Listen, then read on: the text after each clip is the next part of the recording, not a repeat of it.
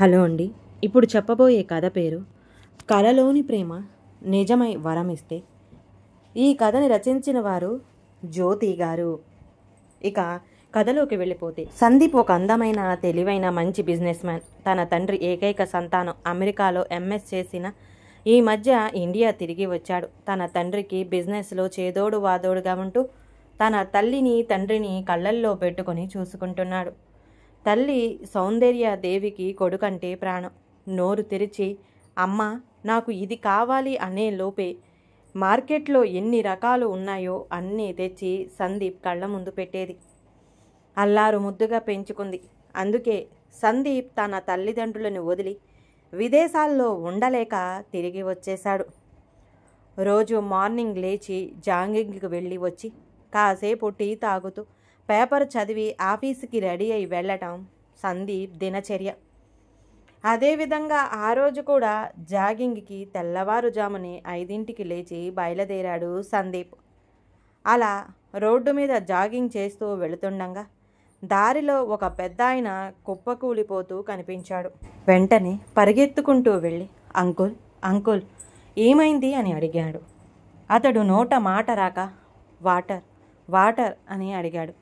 అది main road కావడంతో చుట్టూ ఎక్కడ షాప్స్ ఏమీ లేవు. అందుకని పరిగెట్టుకుంటూ దగ్గరలో ఏదైనా ఇల్లు ఉంటుందేమో అని వెళ్ళాడు. ఆ మెయిన్ రోడ్డుకి దగ్గరలోనే ఒక ఇల్లు ఉంది. ఆ ఇంటికి వెళ్ళి తలుపు కొట్టాడు సందీప్. అప్పటికే అమృత వాళ్ళ అమ్మ పూజ గదిలో పూజ చేసుకోవడం వల్ల కాలింగ్ బెల్ ఎంతసేపు కొడుతున్నా తను పూజ మధ్యలో లేవడం ఇష్టం లేక తలుపు తీయట్లేదు. అమృత అమృత చూడు, వెళ్ళి ఎవరో తలుపు కొడుతున్నారు, వెళ్ళి చూడమ్మా అని కేకలు వేసింది అమృత తల్లి. నాన్నకి చెప్పొచ్చుగా నేను పడుకున్నాను అని అంటుంది అమృత. నాన్నగారు బాత్రూంలో ఉన్నారమ్మా, చూడు వెళ్ళి అని మళ్ళీ చెప్పింది. అంతలోనే నిద్రమోహంతో కళ్ళు నలుపుకుంటూ వెళ్ళి తలుపు తెరిచింది అమృత. తెల్లని వస్త్రాలు, నల్లని కురులు, పెద్ద పెద్ద కళ్ళు, చూడటానికి చందమామలా ఉంది. అమృతాన్ని చూసిన సందీప్ ఒక నిమిషం నోట మాట రాక అలాగే చూస్తూ ఉండిపోయాడు. ఎవరు కావాలండి అంటూ విసుగ్గా అడిగింది అమృత. ఒక బాటిల్ వాటర్ ఉంటే ఇస్తారా అంటూ తడబడుతూ అక్కడ ఓ పెద్దాయన కళ్ళు తిరిగి పడిపోయారు. చుట్టూ షాప్స్ ఏమీ లేవు. కొంచెం వాటర్ ఉంటే ఇస్తారా ప్లీజ్ అని అడిగాడు. లోపలికి వెళ్ళి ఒక వాటర్ బాటిల్ తీసుకొని వచ్చి సందీప్కి ఇచ్చింది అమృత. మొదటిసారి చూసినప్పుడు సందీప్ని సరిగ్గా గమనించలేదు. రెండోసారి వాటర్ ఇస్తూ సందీప్ వంక చూస్తూ అబ్బా ఎంత అందంగా ఉన్నాడు, ఇది కళ నిజమా అన్నట్టు చూస్తూ ఉంది. అంతలోనే వాటర్ బాటిల్ తీసుకొని వెళ్ళిపోయాడు సందీప్. అమృత తల్లి ఎవరు అమృత వచ్చింది అని అడిగింది. ఎవరో అబ్బాయమ్మ మంచినీళ్ళు కావాలని అడిగాడు, ఇచ్చాను అని చెప్పింది. సర్లే మళ్ళీ పడుకోక, తెల్లారింది, లేచి రెడీ అవ్వు, పెళ్ళికి టైం అవుతుంది అని అన్నది వాళ్ళమ్మ. పెళ్ళా? ఎవరిది? నేను రాను, నువ్వు నాన్న వెళ్ళండి అంది అమృత. అదేంటే మర్చిపోయావా, మన సీత ఆంటీ వాళ్ళ కూతురు పెళ్ళి కదా ఈరోజు, నిన్ను మరీ మరీ తీసుకురమ్మని చెప్పింది సీత ఆంటీ, రాకపోతే ఫీల్ అవుతారు అంటూ బతిమిలాడింది అమృత వాళ్ళ అమ్మ జానకి. సరేలే వస్తాను అని చెప్పి రెడీ అవ్వడానికి వెళ్ళింది అమృత. అంతలోనే అమృత చక్కగా ముస్తాబై అందంగా కుందనపు బొమ్మలా చీర కట్టుకొని నగలు పెట్టుకొని వచ్చింది. మళ్ళీ కాలింగ్ బెల్ శబ్దం వినిపించింది. అప్పటికే హాల్లోనే ఉండటం వల్ల అమృతనే వెళ్ళి తలుపు తీసింది. మళ్ళీ సందీపే. ఈసారి అయితే సందీప్ అమృతను చూసి ఫ్లాట్ అయిపోయాడు. అబ్బా ఎంత అందంగా ఉంది అని మనసులో అనుకొని, థ్యాంక్స్ అండి, మీరు చాలా హెల్ప్ చేశారు, సమయానికి మంచినీళ్ళు ఇచ్చి అంకుల్ ప్రాణాలు కాపాడారు అని చెప్పి వెళ్ళిపోయాడు. మనసులో అమృత కూడా నవ్వుకుని భలే ఉన్నాడు ఈ పిల్లాడు అని అనుకుంది. అంతలోనే అందరూ తయారై పెళ్ళికి వెళ్ళారు. అదే పెళ్ళికి సందీప్ వాళ్ళ అమ్మ నాన్న కూడా వచ్చారు. పెళ్ళి చాలా ఘనంగా వైభవంగా జరుగుతుంది. పెళ్లిలో సంగీత్ కూడా ఏర్పాటు చేశారు. సౌందర్యాదేవి సందీప్కి కాల్ చేసి, మధ్యాహ్నం లంచ్కి వచ్చి వెళితే బాగుంటుందిరా, అందరూ వచ్చారు, ఆంటీ అంకుల్ కూడా నిన్ను అడుగుతున్నారు అని అన్నది. లేదమ్మా, మీరు చూసుకొని రండి, నాకు కొద్దిగా పని ఉంది అన్నాడు సందీప్. అలా పెళ్ళి అంతా ముగిసేసరికి రాత్రి 11 అయింది. ఇంతలో సందీప్ వాళ్ళ నాన్నగారు అయిన మహేంద్ర వర్మ గారు కారు చెడిపోయింది. ఆ టైంలో రిపేర్ చేసే వాళ్ళకి కాల్ చేసినా ఎవరూ రారు. ఏం చేయాలో తెలియక సందీప్కి ఫోన్ చేస్తున్నారు. కానీ సందీప్ ఫోను స్విచ్ ఆఫ్ వస్తుంది. అంతలోనే అమృత వాళ్ళ కారు అటువైపుగా వెళుతూ సౌందర్యాదేవి వాళ్ళని చూసి కారు ఆపారు.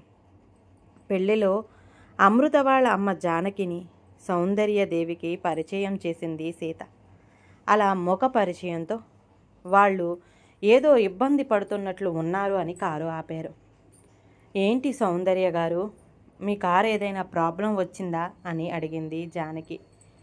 అవునండి, సడన్గా ఆగిపోయింది, ఏమైందో తెలియదు, మా అబ్బాయికి కాల్ చేస్తుంటే స్విచ్ ఆఫ్ వస్తుంది అని చెప్పింది సౌందర్య. మీకు ఏమీ ఇబ్బంది లేకపోతే మా కారులో రండి, మీ ఇంటి దగ్గర డ్రాప్ చేస్తాను అని పిలిచింది జానకి. ఇబ్బంది ఏమి ఉంటుందండి, అంత హెల్ప్ చేస్తాను అంటే వద్దంటానా అంటూ నవ్వుతూ వచ్చి జానకి వాళ్ళ కారు ఎక్కారు భార్యాభర్తలిద్దరు. అమృత వాళ్ళ నాన్న శంకర్ వాళ్ళిద్దరిని వాళ్ళ ఇంటి ముందు డ్రాప్ చేశారు.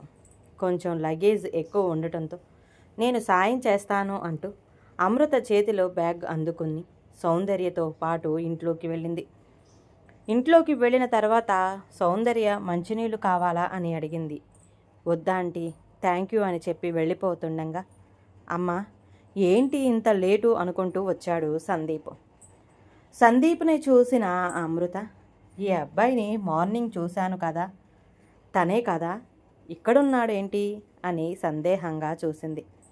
అమృతని చూసిన సందీప్ కళ్ళల్లో మెరుపులు మెరిశాయి. ఏంటిది, మళ్ళీ మళ్ళీ తనే కనిపిస్తుంది, ఇది డెస్టినీనా అని అనుకున్నాడు. సరే ఆంటీ, నేను వెళ్ళొస్తా అని చెప్పి అమృత వెళ్ళిపోయింది. ఎవరమ్మా తను అని అడిగాడు సందీప్. అదా, నీకు ఎన్నిసార్లు కాల్ చేసినా ల్యాండ్ ఫోన్ నువ్వు లిఫ్ట్ చేయట్లేదు, నీ ఫోన్ స్విచ్ ఆఫ్ వస్తుంది, మన కారు ట్రబుల్ ఇస్తే పెళ్ళిలో పరిచయం అయ్యారు, జానకి ఆంటీ వాళ్ళు ఈ అమ్మాయి వాళ్ళ అమ్మాయి అని చెప్పింది సౌందర్య. ఆ రోజు నుండి రోజు జాగింగ్కి వెళ్ళినప్పుడు అమృత వాళ్ళ ఇంటి మీదుగా వెళ్ళటం, అమృత కనిపిస్తుందేమో అని చూడటం చేసేవాడు సందీప్. అమృత కూడా మార్నింగ్ జాగింగ్కి రోజు ఈ టైంకి వస్తాడు కదా సందీప్, కనిపిస్తాడేమో అని మేడపై ఎదురు చూస్తూ ఉండేది. అలా ఒకరికి ఒకరు చెప్పుకోకుండా మనసులో ఒకరంటే ఒకరు అభిమానాన్ని పెంచుకున్నారు. ఒకరోజు మహేంద్ర ఏదో పని పడింది అని అర్జెంటుగా సింగపూర్ వెళ్ళాలి, కానీ అంతకన్నా ఇంపార్టెంట్ బోర్డింగ్ మీటింగ్ ఉందని తను వెళ్ళలేను అని సందీప్ని వెళ్ళమన్నాడు తన తండ్రి. ఇక తప్పని పరిస్థితుల్లో సందీప్ సింగపూరు వెళ్ళాడు. 3 రోజులుగా రోజు తెల్లవారుజామునే లేచి మేడపై సందీప్ కోసం ఎదురు చూస్తూ ఉంది అమృత. కానీ సందీప్ రావటం లేదు. అమృత, నేనే తన మీద ప్రేమ పెంచుకున్నాను, కానీ తనకి నా మీద ఇష్టం లేదేమో, అందుకే రావట్లేదు అని అనుకుని మనసు బాధ పెట్టుకుని సందీప్ కోసం చూడటం మానేసింది. 1 వారం తర్వాత సందీప్ సింగపూర్ నుంచి తిరిగి వచ్చాడు. ఎప్పటిలాగే తెల్లారు జాగింగ్ కోసం బయలుదేరాడు. కానీ ఈసారి అమృత కనిపించలేదు. అడుగుదామంటే తన ఫోన్ నెంబర్ లేదు. తనను చూసి వారం రోజులైంది. ఎందుకో తనని చూడాలనిపిస్తుంది. ఇది ప్రేమో ఏమో అని తనలో తాను నవ్వుకుంటూ వెళ్ళిపోయాడు.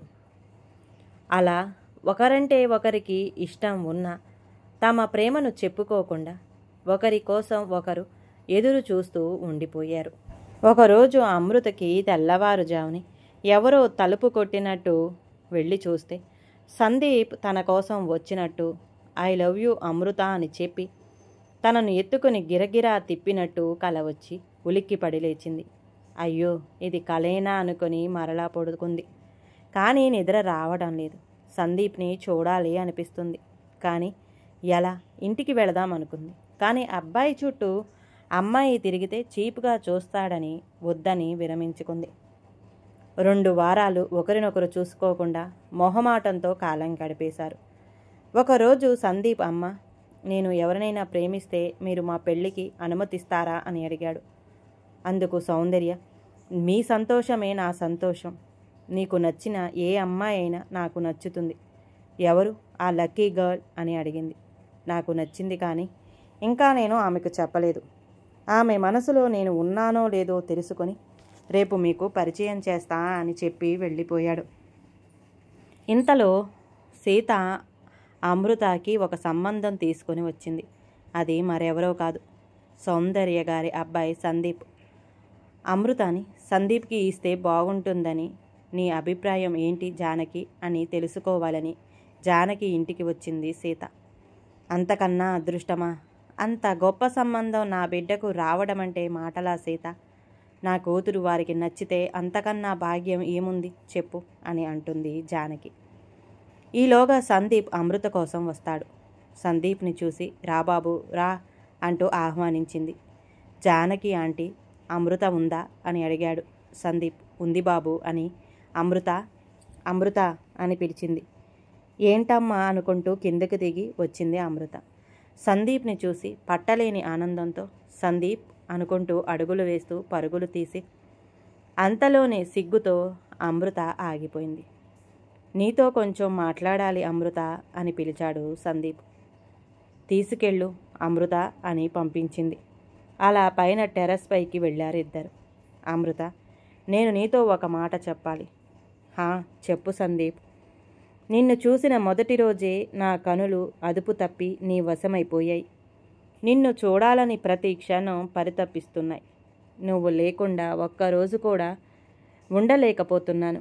ఇది ప్రేమ లేక ఆకర్షణ నాకు తెలియదు. ఐ లవ్ యూ అమృత.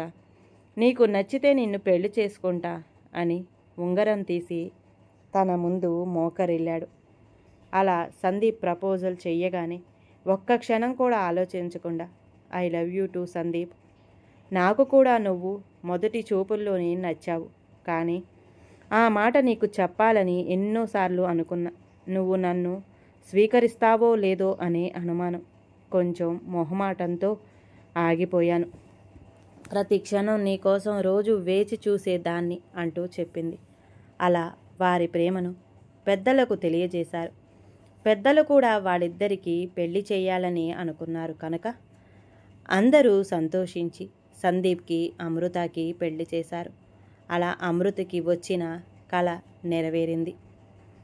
ఈ కథ కనుక నచ్చితే ప్లీజ్ అండి లైక్ చేయండి. అలాగే ఛానల్ని సబ్స్క్రైబ్ చేసుకోవటం మాత్రం మర్చిపోమాకండి. మీ విలువైన అభిప్రాయాన్ని కామెంట్ బాక్స్లో కామెంట్ చేయండి. అందరికీ ధన్యవాదాలండి.